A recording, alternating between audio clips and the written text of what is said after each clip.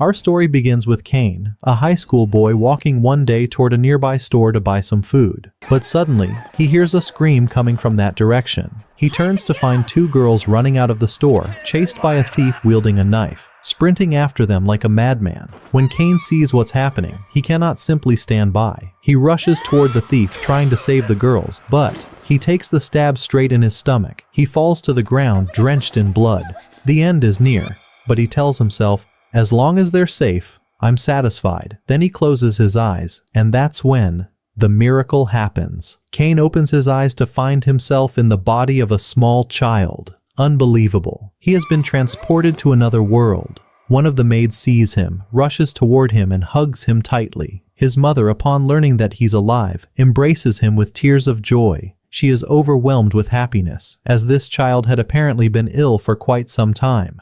Kane looks into the mirror and is stunned. Who is this? This isn't me. When did I become so small? His mother says. His temperature still seems high. Sylvia, go and fetch him something to eat so he can regain his strength. The maid leaves, and Kane remains, trying to comprehend everything. He realizes without a doubt he has been transported to another world, and so he begins to carefully observe his surroundings. Sylvia sees him inspecting his things and grows concerned. But the situation is awkward. He's now only 3 years old, while in truth he's 16. It's a terribly uncomfortable position to be in. Sylvia brings him food and takes care of him, while Kane, still halfway dressed, can barely speak. Later, he sits down with his new family. He introduces them to us. His father is named Garm, his mother is Sarah, and his sister is Rini. His father is also married to another woman, from whom he has 2 sons, Daejin and Elik. His father appears to be an extraordinary man beyond comparison. Afterward, Sylvia begins to teach Kane about this new world. She tells him about monsters, magic, and the presence of magical energy among the people. Kane can barely believe what he's hearing. It feels like a dream. In my old life, he thinks, I had no one in my family but my grandfather. He died just a few days before I did. Now, I'm going to enjoy every moment in this world. He asks his father about magic, saying, I want to learn it. His father replies, so soon? You're only 3 years old. Have you even learned to read? Kane responds, yes. His father says, then read magic books until you turn 5. After that, I'll personally take you to learn magic. Kane agrees, returns to his room, finds no one there, and decides to try using magic. And he succeeds from the very first attempt. What brilliance is this? Sylvia walks in on him unexpectedly, so he quickly hides his magic so she won't find out. Later, Rini enters the room, and it's obvious from her behavior that she adores Kane, perhaps even suffers from a bit of a sibling obsession. My friend. Rini decides to teach him everything about this world, and indeed begins training him in many skills, especially magic. 2 years pass in the blink of an eye. Kane is now 5 years old, and it's time to find out whether he's truly qualified to learn magic formally. The family prepares to head to the church, where the evaluation will take place. They board the carriage, and along the way, Rini shows her magical stats to her brother. Kane notices something new called protection, so he asks about it. They explain, protection is an incredible gift bestowed by one of the 7 heroes at the church. The more protections you have, the stronger you become. The highest protection level is 5. They arrive at the church, and Kane is brought in for the blessing ritual. The priest begins to speak when suddenly, the entire place lights up, and the voice of an old man laughing echoes through the hall. Then, Kane is transported to another realm, the domain of the 7 heroes. Kane is stunned. Are you really the ones who will bless me yourselves? The 7 heroes introduce themselves saying, we know everything about you. Your bravery in your past life, and your sacrifice to save the 2 girls. That's why we've prepared a surprise for you, one beyond imagination. Kane is shocked. He asks, what is it? The heroes grant him their own protections, all of them. He can hardly believe it. The old man laughs again and says, you've seen nothing yet. Kane returns to reality. Everyone is stunned by what happened. His father says, show me your stats right now. But Kane responds, let me go to the bathroom first, and slips away to check his stats on his own. And what a shock! He's received protection from all 7 heroes. Not only that, but he possesses lost magical elements, and every single one of his stats is at max level. Wait, max level? The highest level in this world is 5. But Kane has gone far beyond that. He's now twice as strong as the strongest person in the world. Sensing the danger, he hides and reduces his stats so no one becomes suspicious. He returns home with his family, and the atmosphere is filled with joy. His father then asks to see his stats. When he does, he's utterly shocked. Son, how do you have protection from all the heroes? How is your magical energy 340,000? The strongest royal guard only has 100,000. Kane, for his part, didn't fully understand. It all overwhelmed him. His father warns him, never show your stats to anyone. You'll become an international target. And if these are your hidden stats, what if they saw the real ones? The world would lose its mind. That night, Kane enters his room and finds a book titled The Art of Summoning. Since his sister isn't around, he sneaks outside to try summoning something. Maybe a cute little creature. A dog, perhaps. Something nice. But what happens? A giant monster appears. Calm down, son. The beast spots a girl walking nearby and charges at her. Ryo also happens to be there and rushes to protect the girl, but the monster nearly tears them apart. Kane remembers that moment, the moment he sacrificed his life to save 2 girls. I won't let this happen again, he tells himself. He runs to protect them, but the monster grabs him and starts crushing him. He's about to be killed, but then, the surprise. Kane uses reverse summoning and sends the beast back to its origin. He collapses to the ground, exhausted but proud of what he has done. Ryo and the girl rush to him, full of gratitude. And the moment is pure beauty and emotion, truly. A few days later, his father held a grand celebration for his baptism and the beginning of his magical training. He invited a large number of people, and everyone rejoiced with happiness. During the festivities, the priest asked the father, "What do you hope your son will become when he grows up?" The boy answered, "I want to travel to many places. I want to protect these wonderful people, their smiles, and never be a burden to them. I'll become an adventurer." His father was overjoyed by his words. Everyone applauded warmly, and someone shouted, "Big cheers for you, Kane." Afterwards, Kane's father took him to the dining hall and said, "I'll bring you a teacher who will train you in magic." Kane was overwhelmed with joy, his childish innocence evident as he ran to his room, imagining what his teacher would look like. Would he be a giant? Or perhaps a wicked witch? Surely someone a bit crazy. As he was lost in thought, the servant entered with his teachers. Kane was so surprised that he fell to the floor like a fool. He apologized, "I'm sorry, I didn't notice." The girl scoffed, "Do you still want to be breastfed, little boy? Looks like you're still hungry." Then the servant said, "These 2 are your instructors. They will train you in magic and take care of you." Kane was shocked. He introduced himself and they all entered the hall where he met the rest of the family. The first was named Millie and the second Tina. They had been assigned to train him for 3 full years. But honestly, 3 minutes might be enough for him. They all went out to the palace courtyard to begin training. Kane was brimming with excitement. Millie said, "Show us your sword skills, champ." Kane picked up the sword and began demonstrating his moves. Tina watched in amazement. "What's this? He looks like a prodigy." She whispered to Millie, "Are you sure there's anything left for us to teach him?" Millie replied, "We'll find out now." She called out, "You seem strong. Come face me in a duel." As soon as the duel began, Kane struck hard, nearly shattering her bones. She shouted, "Enough! Do you have the blessing of a war hero or what?" He replied, "Yes, I do," she said. "Then go to Tina. She'll teach you magic." Tina was just about to explain when Kane interrupted, "Wait, let me show you something." Suddenly he used all 4 elemental powers at once and obliterated the wall with a single blow. Tina gasped, "Do you have the blessing of the magic heroine?" He said, "Yes." The 2 girls were left speechless. They realized Kane was no ordinary boy. He was a genius destined to shake the world. Kane pulled out his toolbox in front of them, and it became clear he possessed talents far beyond his years. They went to his father and told him, "We need to train Kane outside the city. His power is too much. He might destroy the palace." The father was stunned. "It's only the first day. Have mercy, son," Kane replied eagerly. "It's fine. I'll be okay." The father agreed on one condition. "Be back before sunset." Kane said, "Deal." They finally left the city. Kane was thrilled. It was his first time seeing the vast open world. They took him to a large boulder. Tina said, "Try destroying it." Kane charged with excitement and destroyed the rock and everything around it. The 2 girls were shocked. One of them asked, "How did you unleash all that power? You must be exhausted." But Kane confidently replied, "When are we starting the training? That was just a warm-up." Imagine that.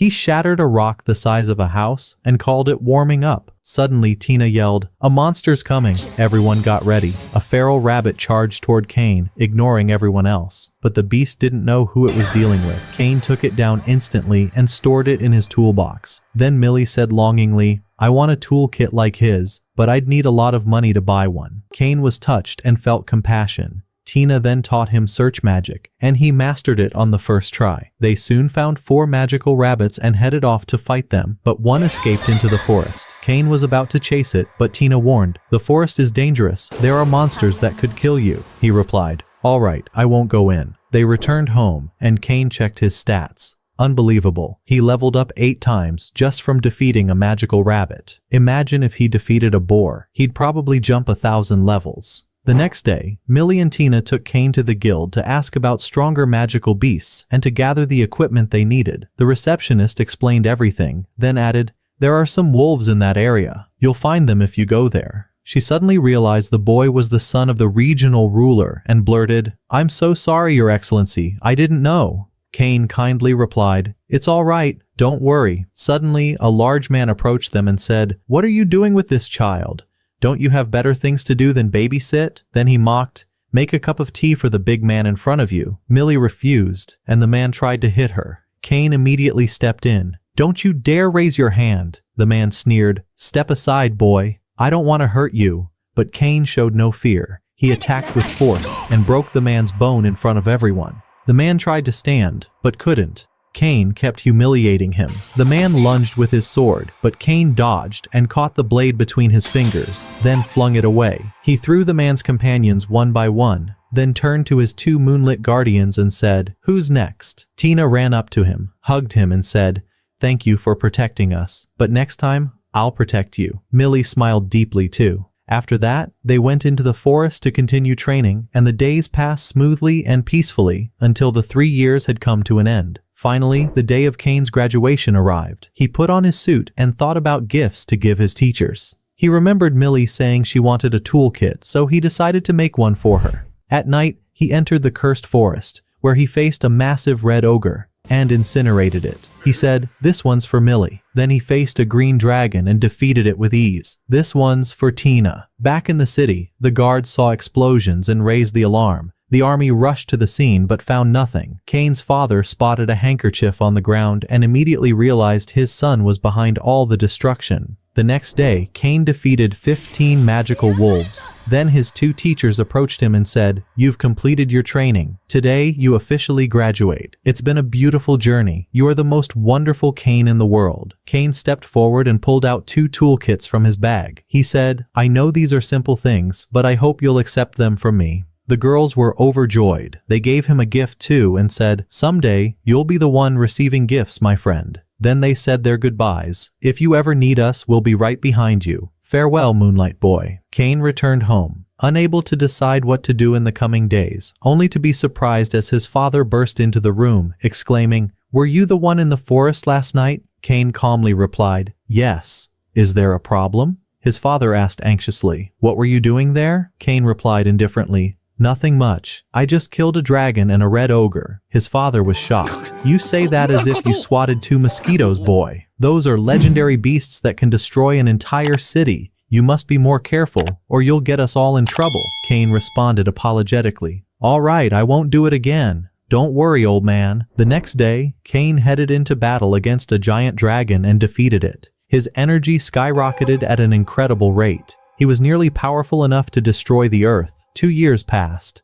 Kane rode in a carriage with his family on the way to enroll in the Magic Academy. His sister was ecstatic, cheering him on, and his father was equally pleased. The entire family was at peace and in high spirits. Suddenly, along the road, Kane noticed a group of monsters attacking civilians nearby. He alerted his father, who sent the guards to assist, but Kane realized the guards wouldn't arrive in time. He leapt from the carriage and flew toward the scene using his powers. At that moment, several guards were surrounding a carriage under attack from all sides. Their commander shouted, "Protect the princess at all costs. Don't let the monsters near her." But one of the beasts had already gotten dangerously close to her. Until, my friend, the legend himself, Cain appeared in a flash. He seized the monster before it could react and crushed it instantly. The remaining monsters fell one after another. The guards stared at Cain in disbelief. How could such a young boy do all this? Cain stepped forward and introduced himself, informing them that his father was on the way to help. But the exhausted guards could barely stand. They collapsed before him. Cain activated a healing spell, restoring the wounded. Everyone was amazed, and some were even suspicious of him. But Cain added, "I'm sorry, my magic only heals the wounded. It can't bring back the dead." He then gathered the bodies of the fallen and placed them in his magical dimension to return them to their families in the city for a proper burial. His father soon arrived, and upon seeing the carriage's emblem, was stunned. It bore the royal family's crest. The carriage door opened, revealing two incredibly beautiful girls. They introduced themselves politely and thanked Garm for saving them, though fear still lingered in their eyes. Cain activated a charm to cheer them up. The girls began to dance with joy, thanking him. They introduced themselves. The one with green eyes was Telestia, and the honey-eyed one was Silky. Silky held Cain's hand and said, "I saw you fighting the monsters from the window. You were incredible." Telestia became flustered and grabbed his other hand. My friend, the fire of love had begun to blaze on his armor. Cain asked them where they were headed. When he replied that he was going to the royal capital, they insisted on bringing him along. Cain sat in the carriage while the two girls sat far from him. They were well-mannered noblewomen, and the poor boy sat modestly, fully clothed, and reserved. One of the guards interrupted, saying, "We'll reach a city soon. We'll rest there for 2 days before continuing." Cain responded, stunned, "Did you see what just happened back there?" The guard replied, "I saw everything." Cain was speechless. "Trust me, you wouldn't want to be in his shoes." At last, they arrived at the city and checked into a hotel to rest. Cain was relieved to finally get away from the girls, until the unexpected happened. When he entered his room, he found the two girls holding on to him. "We're scared," they said. "We won't let you leave us alone." His father objected, "It's not proper for you to sleep in the same room." But the girls refused and dragged Cain in with them. Inside the room, the beds were adjacent, and they debated who would sleep next to him. Eventually, they decided to put him in the middle. Cain said, "There's space between the beds." They answered, "Wait, we'll move them closer." He tried to protest, but they held him and lay beside him. Suddenly, the scene turned into a full-blown anime comedy, my friend. After several days, Cain looked utterly exhausted. He hadn't slept properly in 3 days. They resumed their journey and finally reached the royal capital. There, the commander of the royal guard greeted them and noticed both girls clinging to Cain's arms. "Calm down, man," he joked. Cain blushed with embarrassment, still half-dressed. Jom, the commander, stepped forward to introduce himself and thank Cain for saving the princess and the guards. Cain then summoned the bodies of all the fallen guards and said, "Excuse me, I'll take my leave now." But Jom replied, "Leave? His Majesty wants to see you right away." Cain was stunned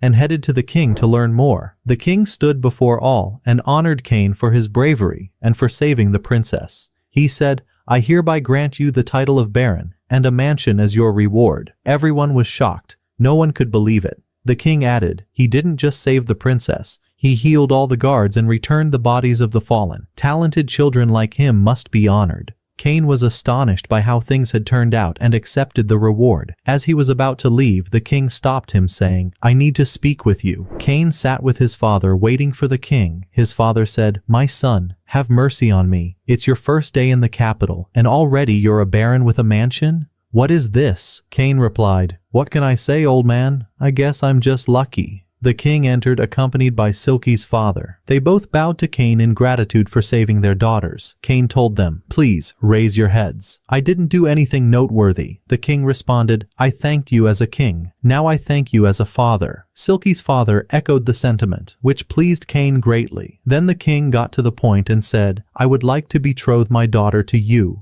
and Silky as well." Cain was stunned and said, "But I've only known them for 4 days. The king replied, "You traveled together, held hands and slept side by side. After that, the people will never accept them marrying anyone else." Cain was shocked but agreed. The girls were overjoyed, while your man Garm nearly passed out from the shock. My friend, the future just got a whole lot crazier. The next day, Cain used his power to visit the 7 heroes. When he arrived, they welcomed him, and he told them about what had happened, how his power kept growing rapidly, and how he no longer understood what was going on. One of them said, "I'm the one who increased your power, man. You are now the strongest human on this planet. No one can stand against you." Cain was surprised and said, "Thank you, old man." Another hero approached and said, "Why don't you create a game for us? This world is gloomy and nothing brings people joy." Cain replied, "Leave it to me. I'll make you an amazing game." And so, Cain returned to the world. He went out with his sister to buy some clothes, but he couldn't bear staying in the store for long due to what he was seeing, so he stepped outside. There, he ran into a girl he seemed to know from the past. She greeted him warmly. It was clear they shared an old friendship. Her father then appeared and welcomed Cain humbly, inviting him into his shop. The man turned out to be a skilled merchant, nearly an expert in everything. Cain had finished developing the concept of the game and submitted the designs and all the details to the man responsible for executing it. The man was thoroughly impressed with the idea, but he said, "The costs are extremely high. We won't be able to afford it." At that moment, Cain pulled out a gold coin and asked, "Is this enough?" The man was stunned by the amount and replied, "That's more than enough, far more than enough." Cain then left the place, only to find Reno standing in front of him. She seemed a little upset because she was wearing new clothes and he hadn't seen them. She said, "Where have you been, sir? And why did you leave without commenting on my outfit?" Cain smiled and replied, "You look beautiful in everything. My eyes hurt from your beauty, so I had to step outside to recover my vision." Reno was touched by his words and softly responded, "All right." They returned home together, and Reno sat in front of him, showing him all her new outfits, which put him in a rather awkward spot. A few days later, the game was completed, and the merchant sent for Cain to come see it. Upon seeing it, Cain found it identical to the world he had designed. He signed a contract with the merchant and handed the first copy of the game to the 7 heroes. He asked the merchant to produce a second copy as a gift for the king at the upcoming party. The merchant replied, "I'll do it, but what do you say we turn this into a business and start selling the game?" Cain agreed, "Absolutely," and handed over the funds to launch the project. As the king's party approached, Cain went with his family. His father said to him, "You're now a baron. All the girls will try to get close to you. Be careful." Cain replied, "All right. I'll run the moment one approaches." They arrived at the banquet, where the king was welcoming guests. Sylvia and her father were there, and Sylvia looked stunning. When Cain saw her, he said, "How breathtaking you are." She was moved and replied, "No one is more beautiful than you." But her father interrupted and said to Cain, "You're an irresponsible young man. Go greet the king." Cain did go to the king and complimented Princess Telestia, which touched her deeply. The king then said to Garm, Cain's father, "How did you raise this boy? He's become a charmer of women." Garm replied, "By God, I don't even know myself." Cain presented the game to the king, and the latter was overjoyed upon seeing it. He said to Cain, "I was planning to speak to you after the banquet about your situation with the girls, so don't go far." Cain agreed, though he seemed a bit anxious. Shortly after, he sat with Telestia, and the atmosphere between them was wonderful. But luck betrayed him. He bumped into a huge young man, barrel-like in size, who began to mock and bully him, along with 2 of his friends. Naturally, Cain didn't stay silent. He took them outside for some fresh air. Out there, one of them said, "Sit down and apologize, or I'll make you regret it." Suddenly, one of them pulled out a magic book and cast an attack spell, but it wasn't stronger than a matchstick. The second tried something similar, causing real laughter. Telestia said to them, "Cain wiped out an entire army of monsters in moments. What do you think you're doing?" When they realized he was the man who saved the king's daughter, they backed down and fled before the situation turned into a disaster. Later, the king's advisor handed Cain the key to his new mansion and gave him the location. Cain went to the estate and found it abandoned and dark, but he immediately used his magic to breathe life into it, turning it into a masterpiece of architecture. We learned that this mansion was a gift from the king in honor of Cain's new baron title. Cain summoned the servant team who had worked with him before, and when they arrived, they were astounded by the cleanliness and beauty of the mansion. Meanwhile, Cain's family arrived at the estate and were amazed by its magnificence. But suddenly, they heard screaming from outside and rushed to investigate. Indeed, a massive, terrifying dragon was there, so terrifying that even Garm nearly fainted from fear. Cain said calmly, "Don't worry. I defeated it in the forest and took a trophy from it, then turned it into a statue using magic."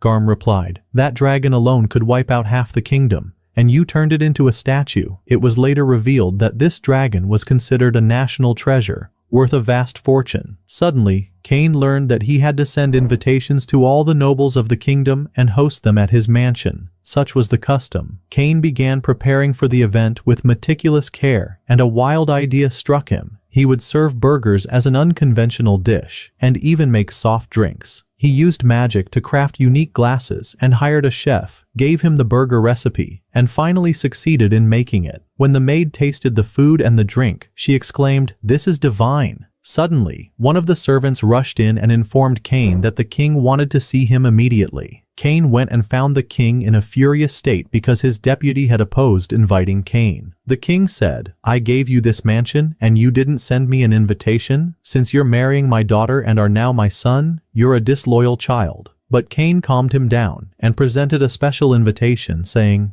"I knew how busy you are and wanted to deliver it to you personally at the right time." The king calmed and was pleased, even boasting about it to his deputy. At last, the day of the banquet arrived. Cain and his father, Garm, stood at the entrance welcoming the guests. The deputy arrived with Telestia, and when they entered, the deputy was shocked at the sight of the dragon. Cain entered the grand hall, welcomed everyone, and thanked them for coming. The guests began tasting the drinks, and they were amazed. The king arrived and sat at the table, asking, "What is this drink?" When he tasted it, he was deeply impressed, but the real surprise came when he tasted the burger. He went absolutely mad. The king gave a direct order: "Slaughter every animal, make burgers out of all of them." Everyone burst into laughter and gave Cain a standing ovation for the marvelous banquet and royal hospitality. Suddenly, Gino arrives at the gates of the palace. As Cain steps out, Gino greets him with mocking sarcasm saying, "Your palace looks exactly like a doghouse." Yet Cain silently lets him enter alone.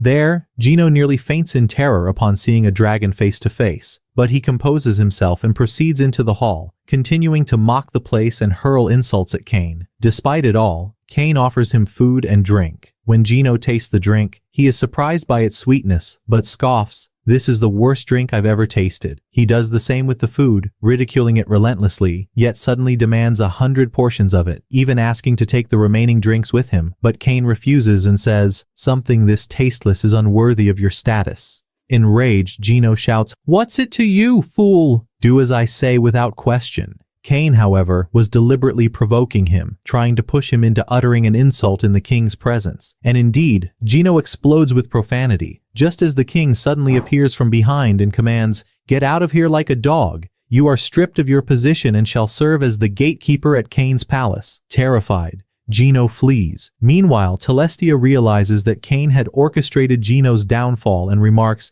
"He got exactly what he deserved, I swear." Soon after, we see Cain standing with the captain of the royal guard, learning that the king has personally assigned him to train the palace guards. The captain suddenly asks, "I've heard you have a dragon in your palace. Is that true?" Cain replies that he owns a whole collection of dragons and invites them to see for themselves. He takes them to the training grounds and opens his tool chest. The captain is stunned and exclaims, "How did you manage to slay all these monsters by yourself? You can't possibly be human. There must be a great secret behind you." Cain grows uneasy and asks to begin training immediately. The captain gathers the soldiers and announces that Cain will be their instructor. One soldier protests, "How can a mere child, no older than 10, possibly train us?" The captain replies, "Then try to defeat him. If you succeed, I'll give you 100 gold coins." The soldier agrees and the duel begins, but Cain darts forward like an arrow and finishes the match in mere seconds. The soldiers are stunned by his overwhelming strength and begin attacking him in a group. Suddenly, a thunderous voice commands them to stop at once. It turns out to be the royal palace's holy guardian, a fierce woman named Brine. She yells, "Attacking a child! Have you all lost your minds?" The captain explains that this is Cain, the one who defeated a horde of monsters and saved the princess himself. At this, Brine's attitude changes completely, and she says, "At last, someone who can rival me in battle." Cain, startled, replies, "Please calm down, don't be hasty." But Brine, known for her wild nature, lunges at him with reckless abandon. Cain is shocked by her strength and barely deflects her blow, but he doesn't remain passive. He vanishes like a phantom, reappears behind her, and ends the battle in seconds in a stunning display. Brine stands frozen and exclaims, "At last, I found someone who can defeat me. I've decided, I will marry you immediately." Stunned, Cain responds, "Marriage? But I'm only 10 years old." She replies, "That's fine. Just tell me when you're ready, and I'll wait. Until then, you'll stay here, and I'll keep watch over you myself." When Cain warns that the king might object, she grabs him by the collar and marches straight to the king, declaring that she has decided to marry Kane, and that anyone who stands in her way will be crushed. The king, stunned, asks Kane what happened. Kane answers, "Honestly, I have no idea. I fought her, I won, and ever since then, she's been like this." The king informs her that Kane is already engaged to his daughters and the vice minister's daughter. He expects Brian to back down, but she insists, "Anyone who comes near him, I will slice them in two." Then she hoists Kane up and carries him away.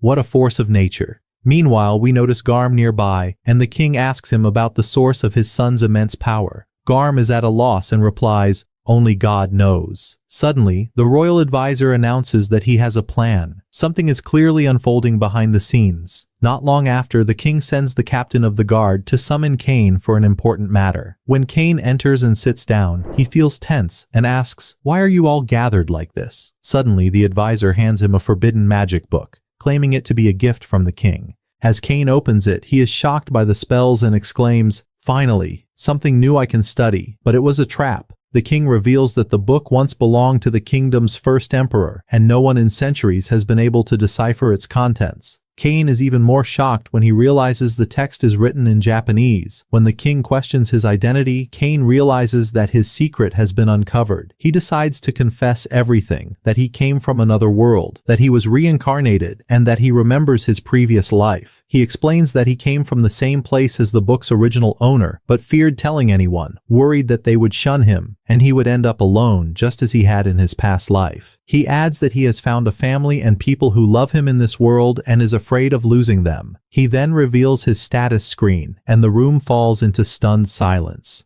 The king is nearly brought to tears. Kane declares, "If you stop treating me as before, I will leave this kingdom." But the king halts him and proclaims him a true son of the kingdom, promising that his secret will remain among them. Shortly after, we see Kane standing before the Adventurers Guild. He has finally turned 12 and is filled with joy, as he is now eligible to register as an adventurer. He enters and asks the receptionist to begin his registration. She welcomes him and hands him a form to fill out, then takes a drop of his blood to assess his physical condition. Within seconds, the guild issues him an adventurer's badge. Rank G, the lowest, since he is just a beginner. At that moment, a group of adventurers begins harassing the receptionist, then targets Kane himself. But to their surprise, Kane vanishes like a ghost among them, dodging every blow effortlessly. Suddenly, a powerful adventurer intervenes and says, "If you're looking for trouble, I'm right here." The others retreat at once. Kane thanks him, but the adventurer responds, "Thank me? I only stepped in to save them from what you were about to do to them."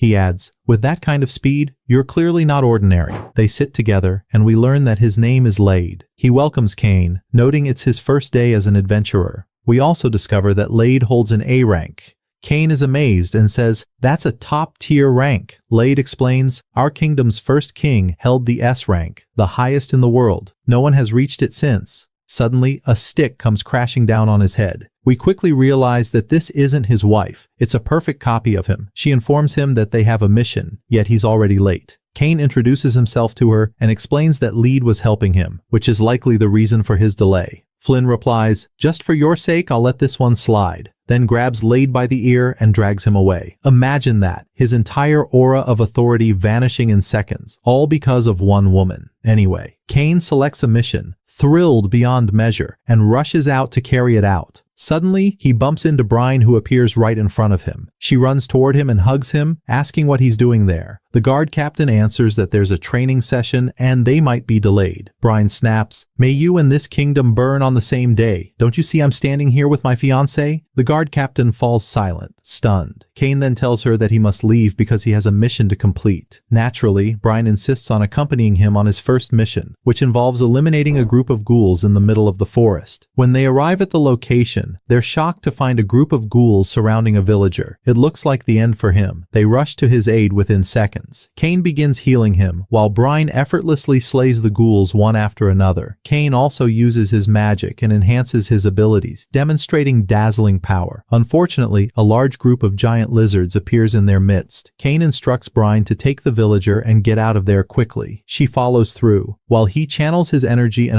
annihilates everything in the area. Upon returning to the guild, the receptionist informs him that the monsters he defeated weren't even part of his mission. He asks if he can exchange the loot, and they discover that he defeated 30 giant lizards. The receptionist is so shocked that she screams and immediately takes him to the guild master to report everything. Since Kane had only just registered with the guild, the deputy exclaims, "Impossible! How could someone who just joined kill such monsters? He must have cheated." He accuses him of fraud and demands a severe punishment. But right at that moment, the guild master enters. The deputy rushes to him saying, "This boy is a fraud. He must be made an example of to anyone who tries to deceive the guild." Suddenly, the door bursts open again, and Brian rushes in, hugging Kane. The guildmaster turns to his deputy and says, "Have you heard of the hero who recently saved the princess and wiped out an entire army of monsters? That's exactly who you're accusing right now." No. He's even more than that. This is Kane, who now holds the title of Baron. He is the son of Commander Garm, governor of the South, and also the fiancé of my sister. Yes, you heard that right.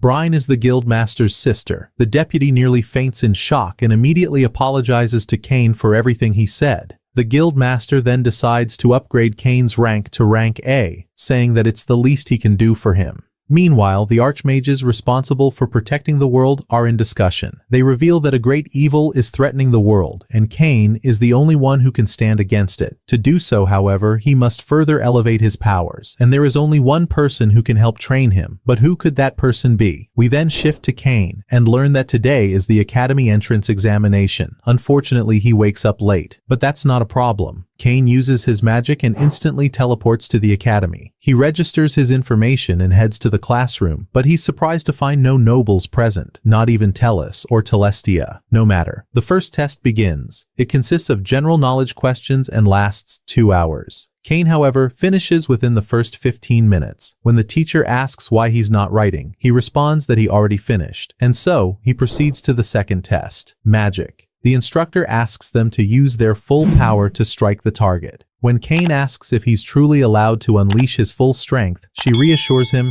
"Don't worry, there's a protection barrier around the area." Kane sarcastically responds, "There's no way I'm believing that nonsense," and proceeds to use his weakest attack. Yet, contrary to expectations, the power released is utterly overwhelming, obliterating the entire area. The teacher screams, "How did this even happen? What would have occurred if you used your full power?" No matter. We move on to the next test. Sword combat. Several adventurers from the rear guard are observing this portion of the exam. Among them is Lead. He waves at Kane and says, "What are you doing here?" Excited, he volunteers to personally test him. The duel begins. Lead tells Kane to show him everything he's got, and Kane responds, "Gladly." They charge at each other with mind-blowing speed and terrifying power. But who's he up against? Kane hasn't even gotten serious yet.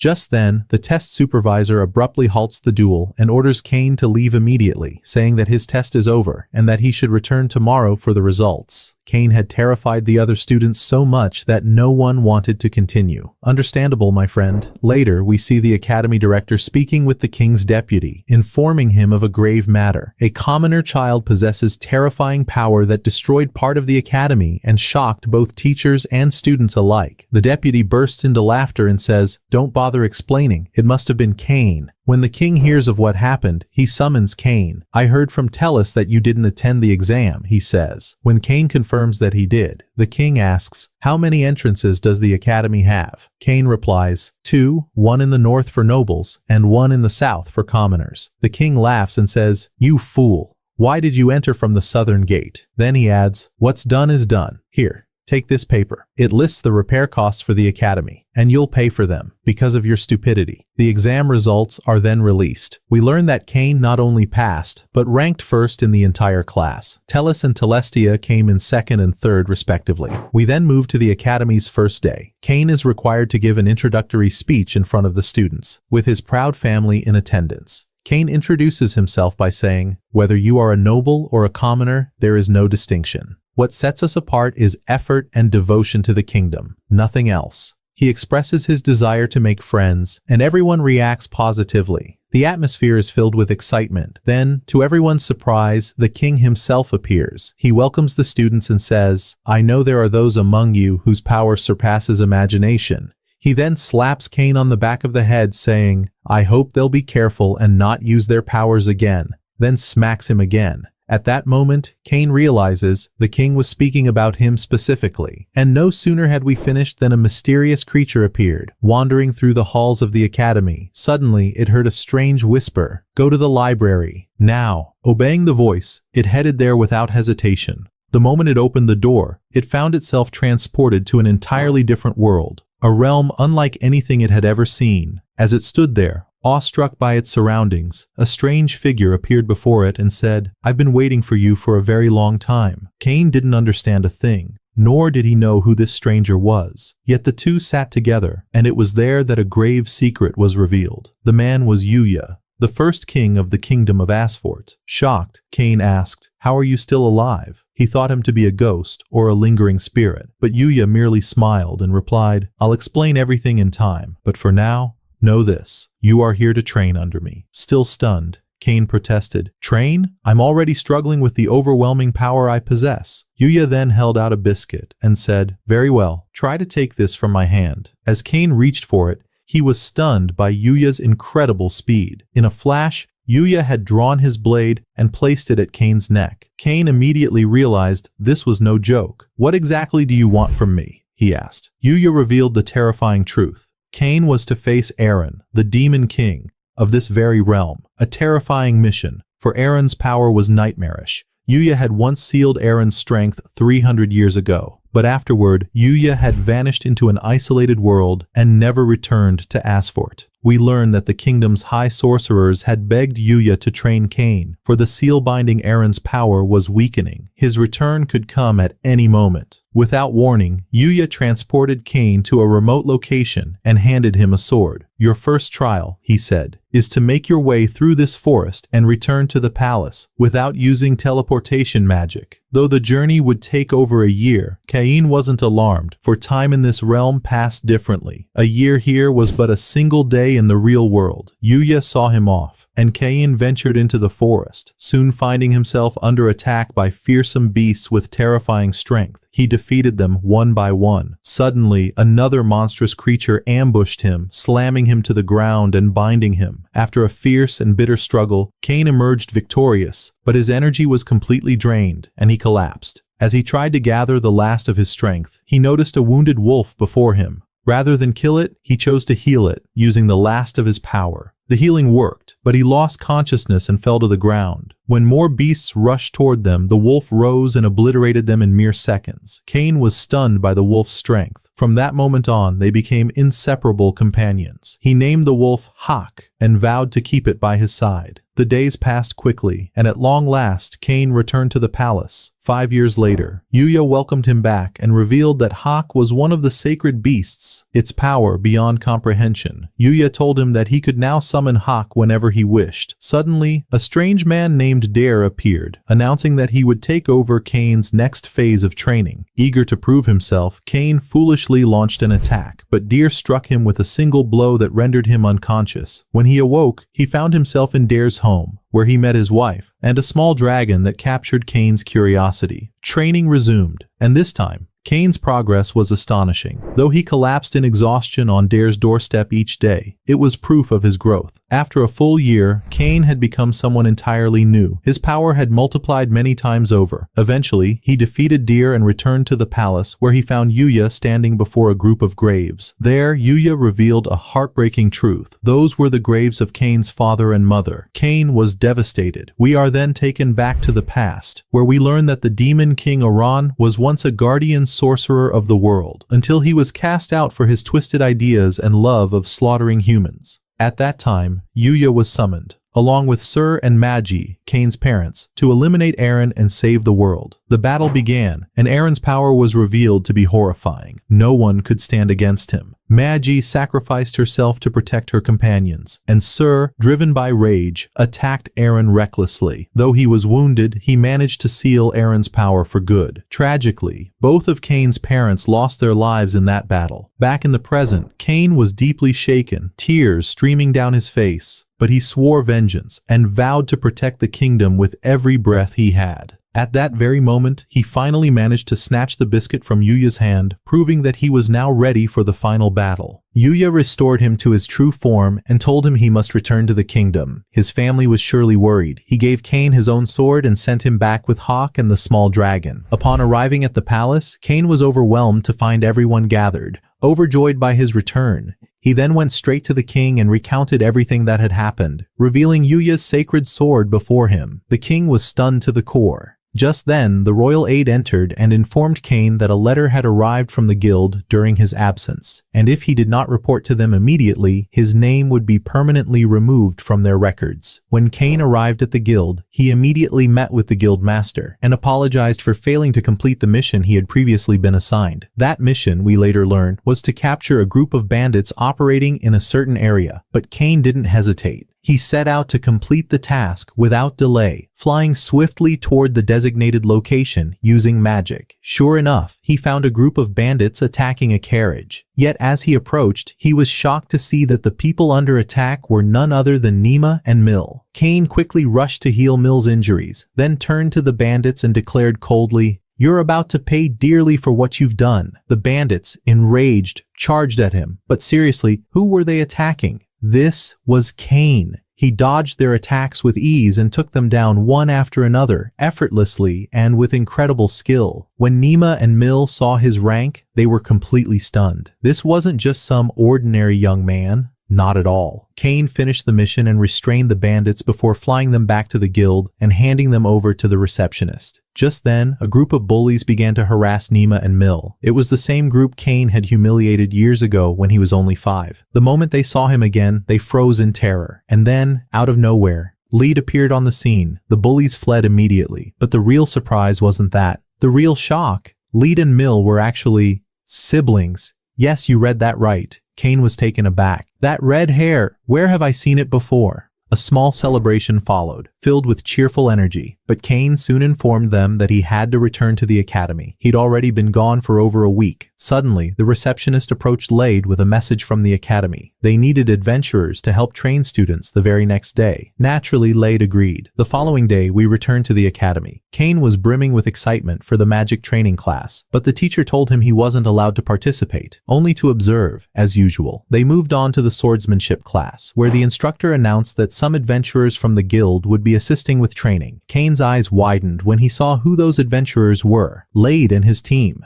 Knowing Cain had no friends in class, Lade tried to help. He asked each student to introduce themselves using their guild names. Everyone complied, except Cain. Lade walked over and asked him directly. Cain replied, "Sorry, I forgot it at home." They moved to the arena for combat practice. The students were far weaker than the guild adventurers, and Lade saw a chance to showcase Cain's power. When Cain's turn comes, Lade thought, I'll pretend to attack him carelessly. He'll amaze everyone and finally get the recognition he deserves. One by one, Lade took down the students until it was Cain's turn. But just as the plan was about to unfold, the academy director stepped in and called the session to an end. Lade's plan had failed, and worse, it only angered Cain more. He could have started with Cain from the beginning. Cain left the academy in frustration and stormed into the forest. There, in a fit of rage, he unleashed destruction on everything around him, a terrifying sight. Meanwhile, in the kingdom of Lobel, a massive surge of dark energy was detected coming from the forest. An emergency was declared, and Garm was dispatched with troops, just as before. Once again, Garm realized this was Cain's doing. In a later scene, Cain appeared in the academy's courtyard. This time, he entered the magic class, only to leave moments later. When the teacher asked why, he said, "I'll just be forced to watch again." Like always. But this time, Shin, the new magic instructor, informed him that today's lesson involved summoning beasts, and Cain could participate. The instructor began handing out summoning seals and explained how to form bonds with the creatures. When Cain's turn came, he hesitated, afraid of summoning something terrifying like before. But the teacher reassured him, if no bond is formed, the beast will simply vanish, and if anything goes wrong, you're allowed to use your powers.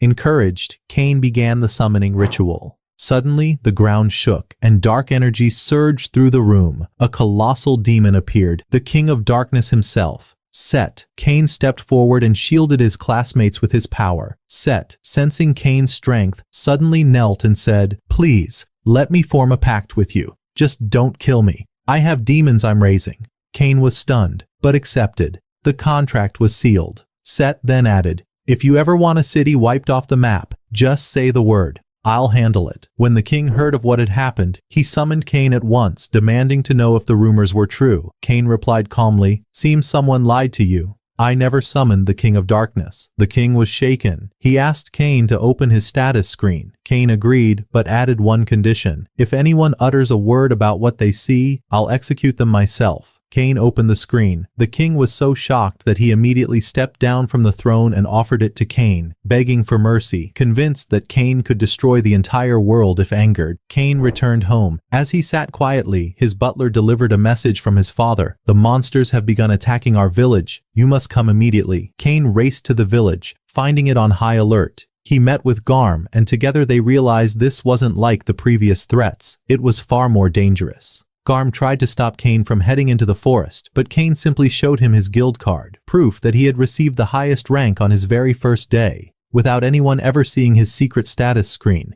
Though the journey would take over a year, Cain wasn't alarmed, for time in this realm passed differently. A year here was but a single day in the real world. Yuya saw him off, and Cain ventured into the forest, soon finding himself under attack by fearsome beasts with terrifying strength. He defeated them one by one. Suddenly, another monstrous creature ambushed him, slamming him to the ground and binding him. After a fierce and bitter struggle, Cain emerged victorious, but his energy was completely drained, and he collapsed. As he tried to gather the last of his strength, he noticed a wounded wolf before him. Rather than kill it, he chose to heal it, using the last of his power. The healing worked, but he lost consciousness and fell to the ground. When more beasts rushed toward them, the wolf rose and obliterated them in mere seconds. Cain was stunned by the wolf's strength. From that moment on, they became inseparable companions. He named the wolf Hawk and vowed to keep it by his side. The days passed quickly, and at long last, Cain returned to the palace. 5 years later, Yuya welcomed him back and revealed that Hawk was one of the sacred beasts, its power beyond comprehension. Yuya told him that he could now summon Hawk whenever he wished. Suddenly, a strange man named Dare appeared, announcing that he would take over Cain's next phase of training. Eager to prove himself, Cain foolishly launched an attack, but Dare struck him with a single blow that rendered him unconscious. When he awoke, he found himself in Dare's home, where he met his wife, and a small dragon that captured Cain's curiosity. Training resumed, and this time, Cain's progress was astonishing. Though he collapsed in exhaustion on Dare's doorstep each day, it was proof of his growth. After a full year, Cain had become someone entirely new. His power had multiplied many times over. Eventually, he defeated Dare and returned to the palace, where he found Yuya standing before a group of graves. There, Yuya revealed a heartbreaking truth. Those were the graves of Cain's father and mother. Cain was devastated. We are then taken back to the past, where we learn that the demon king Iran was once a guardian sorcerer of the world, until he was cast out for his twisted ideas and love of slaughtering humans. At that time, Yuya was summoned, along with Sir and Magi, Cain's parents, to eliminate Eren and save the world. The battle began, and Eren's power was revealed to be horrifying. No one could stand against him. Magi sacrificed herself to protect her companions, and Sir, driven by rage, attacked Eren recklessly. Though he was wounded, he managed to seal Eren's power for good. Tragically, both of Cain's parents lost their lives in that battle. Back in the present, Cain was deeply shaken, tears streaming down his face, but he swore vengeance and vowed to protect the kingdom with every breath he had. At that very moment, he finally managed to snatch the biscuit from Yuya's hand, proving that he was now ready for the final battle. Yuya restored him to his true form and told him he must return to the kingdom. His family was surely worried. He gave Cain his own sword and sent him back with Hawk and the small dragon. Upon arriving at the palace, Cain was overwhelmed to find everyone gathered.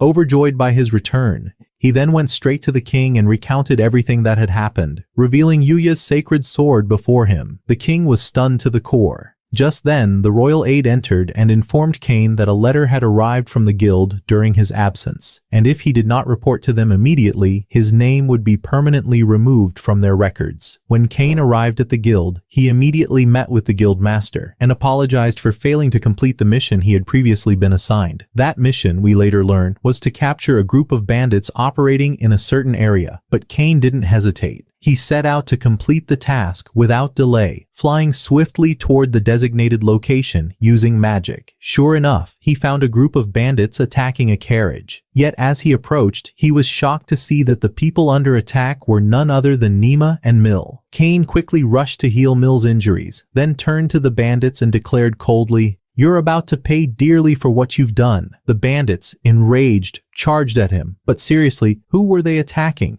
This was Kane. He dodged their attacks with ease and took them down one after another, effortlessly and with incredible skill. When Nima and Mill saw his rank, they were completely stunned. This wasn't just some ordinary young man. Not at all. Kane finished the mission and restrained the bandits before flying them back to the guild and handing them over to the receptionist. Just then, a group of bullies began to harass Nima and Mill. It was the same group Kane had humiliated years ago when he was only 5. The moment they saw him again, they froze in terror. And then, out of nowhere, Lead appeared on the scene. The bullies fled immediately. But the real surprise wasn't that. The real shock. Lead and Mill were actually siblings. Yes, you read that right. Kane was taken aback. That red hair, where have I seen it before? A small celebration followed, filled with cheerful energy, but Kane soon informed them that he had to return to the academy. He'd already been gone for over a week. Suddenly, the receptionist approached Lade with a message from the academy. They needed adventurers to help train students the very next day. Naturally, Lade agreed. The following day, we returned to the academy. Kane was brimming with excitement for the magic training class, but the teacher told him he wasn't allowed to participate, only to observe, as usual. They moved on to the swordsmanship class, where the instructor announced that some adventurers from the guild would be assisting with training. Kane's eyes widened when he saw who those adventurers were. Lade and his team.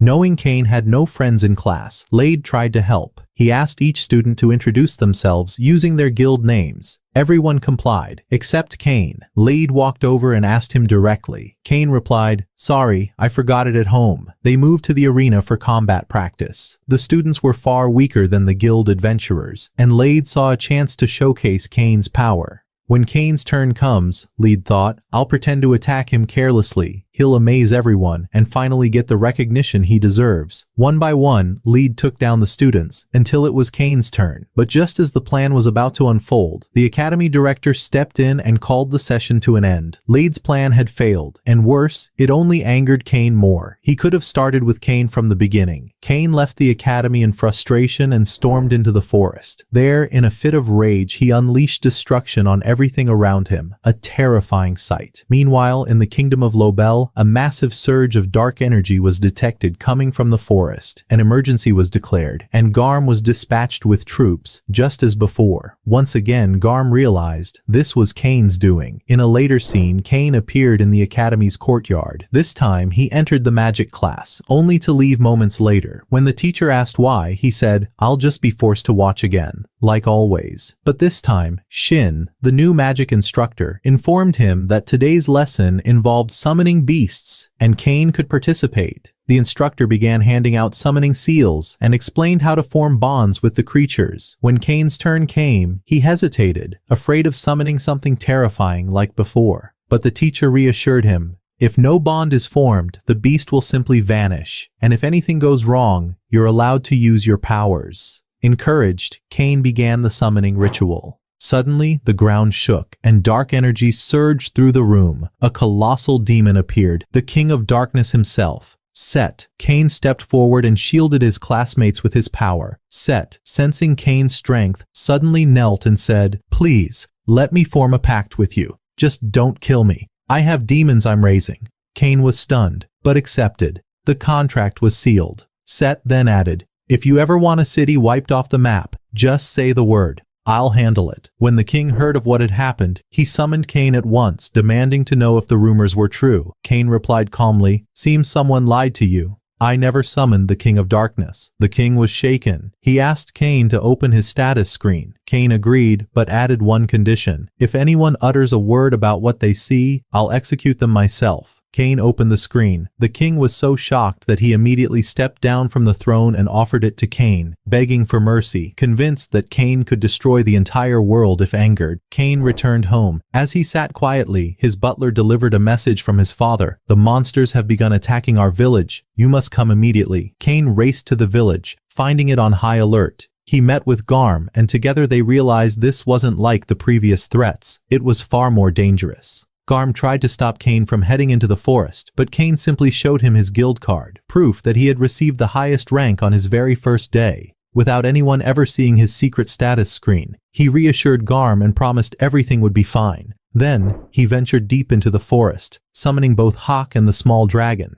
Together they began exploring the area, eliminating every monster in their path. Suddenly, Kane begins to feel something strange in the area. He summons Seth and asks him to explore the forest with them. Seth quickly senses a mysterious presence and informs Kane that there's a bizarre creature in the woods with monsters gathering around it. Realizing this is no ordinary situation, Seth requests permission to summon one of his aides who could be of great help. Seth then calls upon one of his subordinates, Machine, and introduces him to Kane, telling him that Machine now serves him. He even has Machine greet Kane formally. Kane asks if he knows anything about what's going on in the forest, but before they can continue, a group of dragons suddenly appears. In a flash, a mysterious creature wipes them out and throws them into a literal sack. Kane orders Seth and Machine to continue exploring the forest while he returns to warn the others. He takes the monster corpses and rushes to the guild, reporting that these were rank A monsters and that danger is now knocking at their doors. He urges them to stay alert. Meanwhile, Seth and Machine head deeper into the forest, only to be horrified by what they see, an apocalyptic sight. The monsters have overrun the entire forest and are heading toward the city. Even worse, the one behind the attack is none other than Aaron. Seth immediately rushes to Kane and warns him about the terrifying assault. Kane tells his friends to gather all adventurers and protect the city at any cost. As for him, he must return to the forest and confront the threat. Back in the forest, Machine fights off countless monsters with terrifying strength. But then, a monster sneaks up behind him and completely annihilates him. Kane arrives with Seth and quickly pinpoints Aaron's location, confirming he's the mastermind. Seth tells Kane to focus on confronting Aaron and leave the monsters to him. Seth then summons his 4 siblings, each a force to be reckoned with, and instructs them to block any movement of the monsters toward the city. "Let's see this place burn," he says, rallying them into battle. At that moment, the adventurers arrive at the forest and are stunned by Seth and his squad, but they ready themselves for the fight. Any monster that escapes Seth's team is taken down by the adventurers one by one. However, the monsters keep coming, and the adventurers begin to lose energy.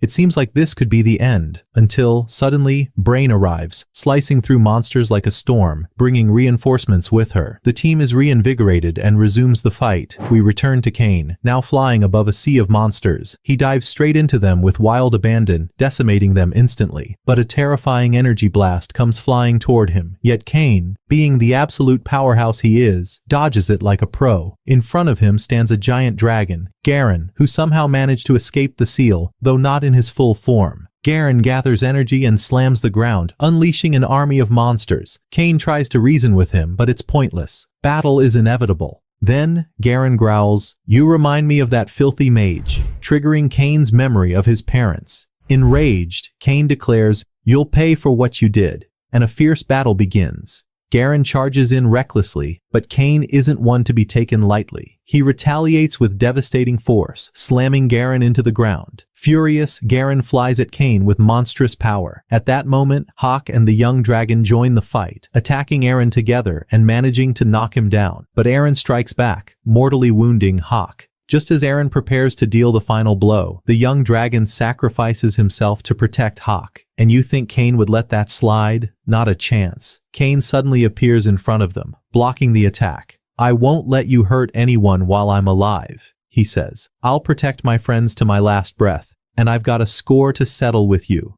The time of reckoning has come." Kane's aura erupts like a volcano, overwhelming everything. With one mighty strike, he obliterates Iran from existence. The sheer force leaves everyone stunned. No one can believe the power behind that blow. Seth rushes to Kane, only to find him still attacking. "Who are you even hitting now, you maniac? You've destroyed the forest," Seth shouts. Apparently, Kane thought Aaron was still there. With the battle over, the monsters retreat to the forest, and peace returns to the city. Kane and his friends celebrate their hard-earned victory. Later, the king summons Kane and, as usual, is in shock over the destruction. But putting that aside, the king appoints Kane as the governor of Rettle City and throws him a massive celebration in his honor. He even promotes him to the rank of minister, in front of everyone. What a glow-up. Kane's first act, he goes to Rettle City disguised as a commoner and heads to the Adventurers Guild. Rumors say crime runs rampant there, and sure enough, Kane starts cleaning house. Anyone who crosses his path gets crushed. He wipes out the core of corruption in the city. Then, using his magic, he builds a palace larger than anything you've ever seen. And to top it all off, looks like our boy Kane is about to marry not one, not two, but all three of the girls in front of him. Talk about a power move. When the king hears about all this, you guessed it, he's shocked again. And that, my friends, is the end of our anime. If you enjoyed it, don't forget to leave a comment, hit that like button to support us, subscribe to the channel, and activate the bell so you never miss a new episode. See you in the next ones. Peace out.